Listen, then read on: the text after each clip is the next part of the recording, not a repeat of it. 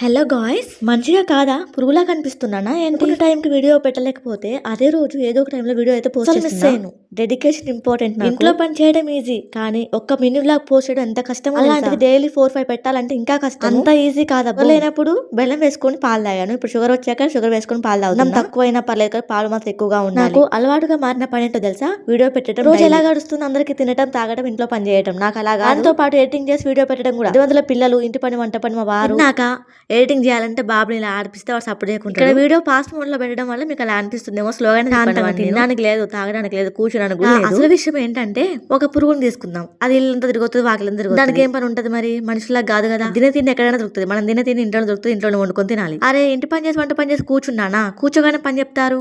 ఇంట్లో ఎవరు ఉంటారండి? ఏంటి యజమానే కదా పని. మనుషుల్లా కనిపించమా ఇంట్లో ఉన్న ఆడవాళ్ళు? పురుగుల్లా చూస్తారని తెలుసు.